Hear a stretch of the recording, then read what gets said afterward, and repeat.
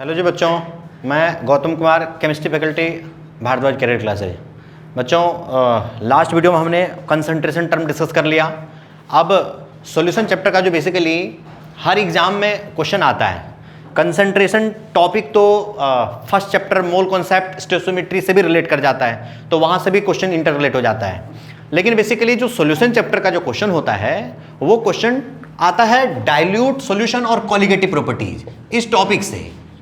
Dilute solution and colligative properties, यानी कि कोई भी कॉम्पिटिटिव एग्जाम में जो होता है बेसिकली यही टॉपिक सॉल्यूशन चैप्टर का मेन टॉपिक कंसीडर किया जाता है। मतलब क्वेश्चन यहीं से आता है, ध्यान रहे। तो इस कॉलिगेटिव प्रॉपर्टीज को हम लोग डिस्कस कर रहे हैं और इस कॉलिगेटिव प्रॉपर्टीज में हम लोग थोड़े से पार्ट बाई पार्ट कर लेंगे। तो इसके सबसे पहले देखिए होता क्या है कॉलिगेटिव प्रॉपर्टीज। कॉलिगेटिव प्रॉपर्टीज होता है बेसिकली कि वो प्रॉपर्टीज किसी सॉल्यूशन का जो नंबर ऑफ सोल्यूट पार्टिकल पर डिपेंड करते हो उसको हम लोग कॉलिगेटिव प्रॉपर्टीज कहते हैं। मतलब बेसिकली हुआ क्या कि एक सॉल्यूशन में अगर सोल्यूट के पार्टिकल ज्यादा हों या सोल्यूट के पार्टिकल कम हों तो वो बेसिकली सोल्यूट के पार्टिकल पर डिपेंड करेगा। अगर इसमें हमने ग्लूकोज डिसॉल्व कर दिया और ये हमारा अगर सॉल्यूशन है तो ये जो भी कॉलिगेटिव प्रॉपर्टीज होने वाला है वो इस सॉल्यूशन के सॉल्वेंट पर डिपेंड ना करके वो किस पर डिपेंड करेगा, ग्लूकोज के पार्टिकल पर डिपेंड करेगा, यानी कि number of molecules of glucose पर डिपेंड करेगा जो कॉलिगेटिव प्रॉपर्टीज होगा। तो बेसिकली जो प्रॉपर्टीज सॉल्यूशन में सोल्यूट पार्टिकल पर डिपेंड करते हो, नंबर ऑफ सोल्यूट पार्टिकल पर डिपेंड करता हो, ना तो उसके साइज पर डिपेंड करते हो, ना तो उसके टाइप पर डिपेंड करते हो, ना तो उसके आइडेंटिटी पर डिपेंड करते हो, वो सारे हमारे क्या होते हैं, कॉलिगेटिव प्रॉपर्टीज होते हैं। तो इस कॉलिगेटिव प्रॉपर्टीज में होता क्या क्या है, तो इसके चार होते हैं। एक होता है relative lowering in vapour pressure, relative lowering in vapour pressure. Second होता है elevation in boiling point, elevation in boiling point. और थर्ड होता है depression in freezing point, depression in freezing point. और चौथा होता है ऑस्मोटिक प्रेशर, ऑस्मोटिक प्रेशर। तो ये चार हमारे कॉलिगेटिव प्रॉपर्टीज है और इस चैप्टर का सबसे मेन टॉपिक यही चार ही है। अब इन्हीं चार में से हम एक एक करके डिस्कस कर रहे हैं हम लोग। पहला topic relative lowering vapour pressure हम स्टार्ट कर रहे हैं। जरा देखिए होता क्या है। इसके पहले थोड़ा सा छोटा छोटा टॉपिक था कि अगर किसी सॉल्वेंट में अगर सोल्यूट ऐड कर दिए जाएं तो उस सॉल्वेंट के वेपर प्रेशर पर क्या इफेक्ट होगा। तो जरा ये देखिए कि अगर हमारा ये वाटर है या कोई अदर लिक्विड भी अगर हो तो इस लिक्विड में अगर ये लिक्विड प्योर लिक्विड है तो इस लिक्विड का जो वेपर बनेगा इस लिक्विड के कंप्लीट सरफेस से वेपर बनेगा। अगर इसको हम इवेपोरेट करना चाहते हैं तो ये लिक्विड के कंप्लीट सरफेस से वेपर बनेगा। लेकिन अगर इसी में अगर कोई नॉन वोलेटाइल सोल्यूट ऐड कर दिया जाए, नॉन वोलेटाइल सोल्यूट ऐड करने का क्या मतलब हुआ, नॉन वोलेटाइल का मतलब हुआ जो सोल्यूट वेपर नहीं बन सकते हो उसको इसमें अगर हम डिसॉल्व करते हैं, for example glucose, sucrose, salt, urea, इस तरह का मटेरियल अगर इसमें डिसॉल्व कर दिया जाए तो उसका सोल्यूट मॉलिक्यूल पूरी सॉल्यूशन में फैल जाएगा। वो जो सोल्यूट मॉलिक्यूल हमने डाला वो पूरी सॉल्यूशन में फैल जाएगा, इंक्लूडिंग सॉल्यूशन के सरफेस पर भी कुछ पार्ट पर आ जाएगा।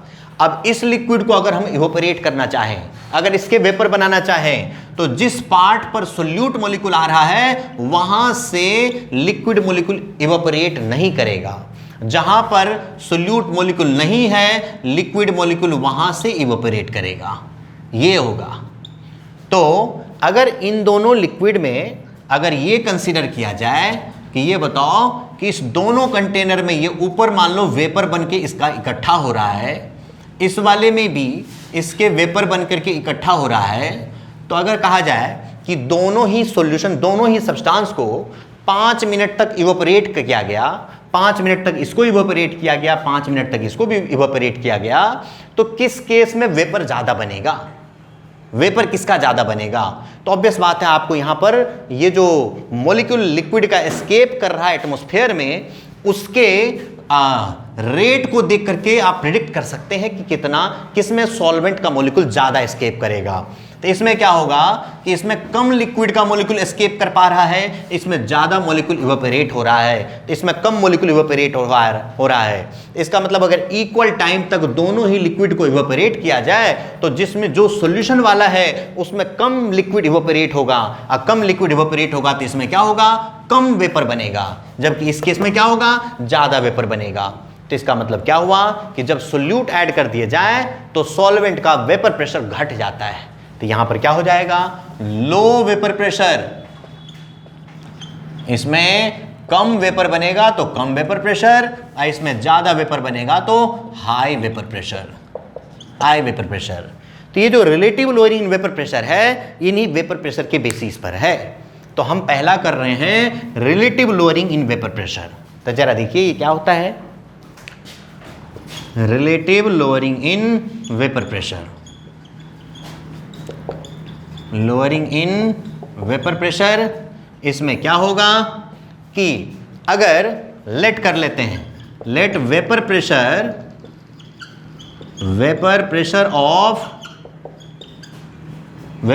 Of pure liquid, pure liquid is equal to P naught A. Pure liquid ये हमारा, इसका जो वेपर बना है ये, उसको हमने पी नोट ए ले लिया। Let vapour pressure of solution, solution का vapour pressure is P A, यानी कि इस वाले का वेपर प्रेशर पी ए।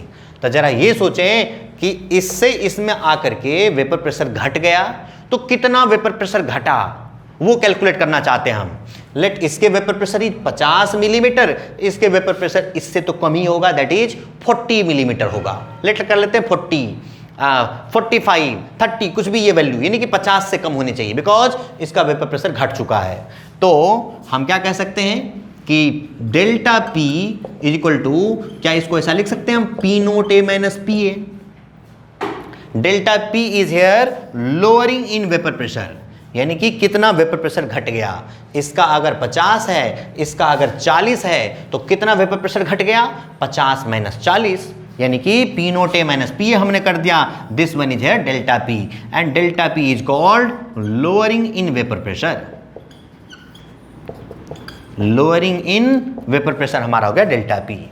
अब इसके अलावे फ्रॉम राउल्ट्स लॉ, क्या होता है, फ्रॉम राउल्ट्स लॉ हमें क्या पता है कि P A is equal to P naught A chi A. Raoult's law ये कहता है कि partial vapour pressure will be directly proportional to its mole fraction. तो partial P A will be equal to P naught A chi ए।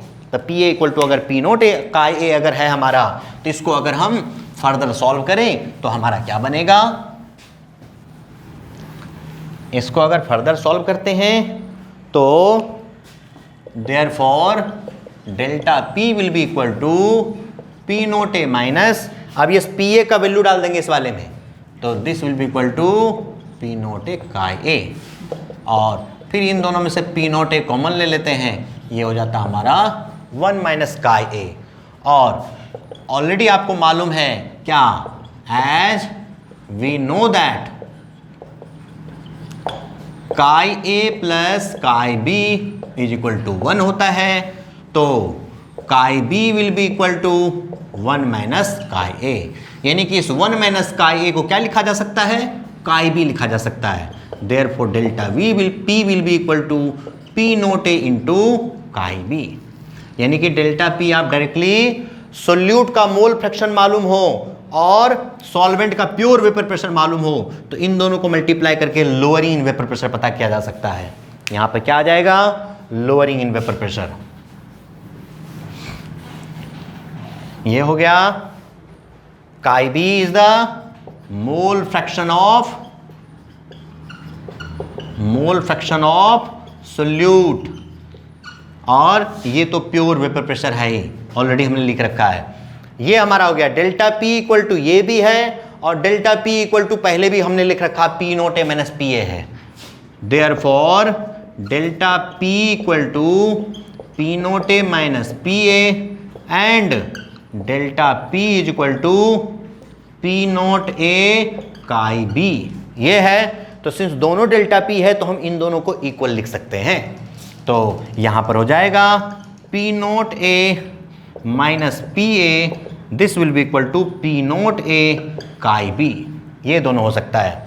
अच्छा, अब क्या करना, हमारे को relative lowering in vapour pressure अगर निकालना चाहते हैं हम, तो रिलेटिव लोअरिंग के लिए क्या होगा, यानी कि रिलेटिव लोअरिंग का मतलब हुआ कि प्योर के रिस्पेक्ट में, यानी कि ओरिजिनल वेपर प्रेशर के रिस्पेक्ट में कितना लोअरिंग हुआ तो ओरिजिनल वाले वैल्यू से इसको डिवाइड कर दिया जाता है। तो यहां पर क्या हो जाएगा, relative lowering equal to delta P upon P naught A, यानी कि lowering in vapour pressure divided by pure vapour pressure will be relative lowering in vapour pressure, will be relative lowering in vapour pressure. ये हमारा है। तो इसमें भी हम क्या कर सकते हैं कि अगर दोनों को डिवाइड कर दिया जाए पी नोट ए से, इसको हम कर लेते हैं, इसको इक्वेशन 1 मान लेते हैं, on dividing by P naught A, this will be equal to P naught A minus P A upon P naught A will be equal to P naught A chi B upon P naught A. P naught A से P naught ए cancel हो गया और यह हमारा बच गया P naught A minus P A upon P naught A, this one will be equal to chi B. ये आ गया। अब उसको हम एक्सपेंड करेंगे, उसको एक्सपेंड करते हैं। कैसे एक्सपेंड करते हैं उसको,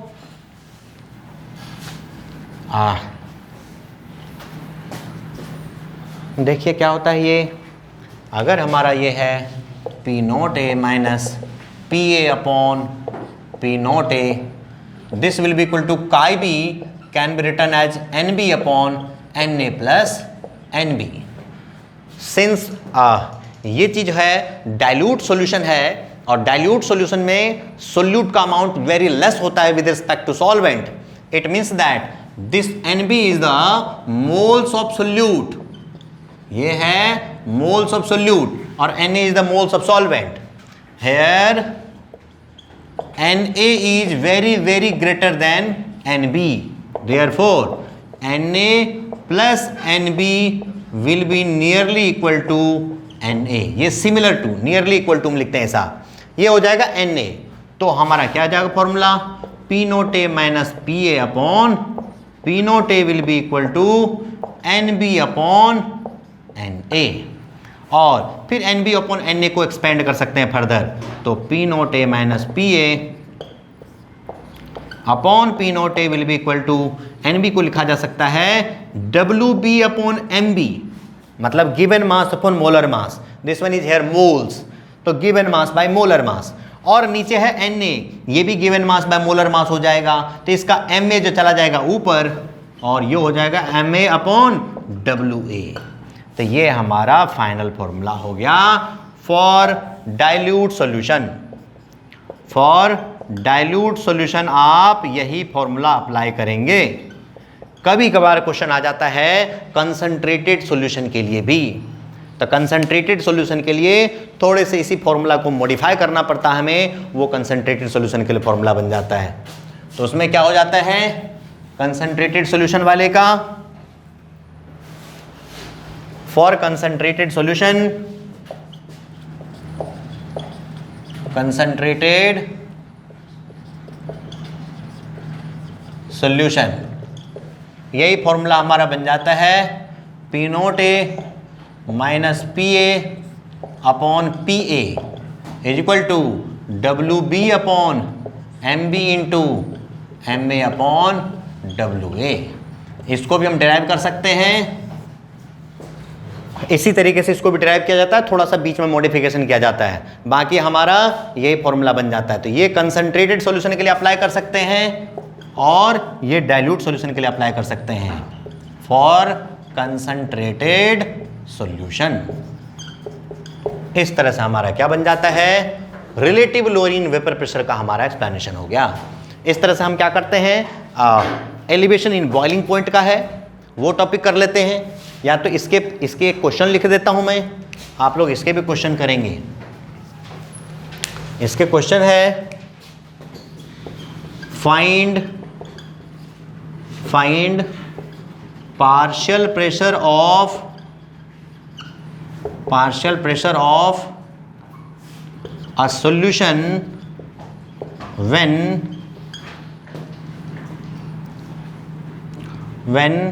5 gram of a non-volatile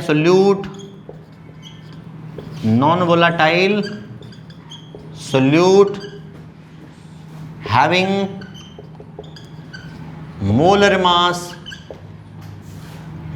mass 50 is dissolved in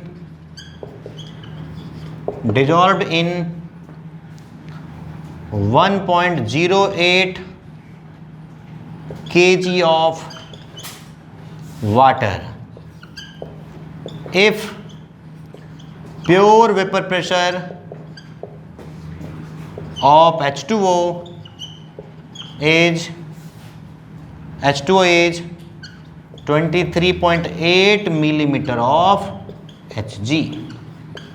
ये क्वेश्चन है, इस क्वेश्चन को आप ट्राई करिए जो कि इसी फॉर्मूले के बेसिस पर है। चलिए ये हो गया हमारा रिलेटिव लोइंग वेपर प्रेशर हो गया। हम कोलिगेटिव प्रॉपर्टीज का अगला टॉपिक हम नेक्स्ट वीडियो में डिस्कस करेंगे बच्चों। Thank you.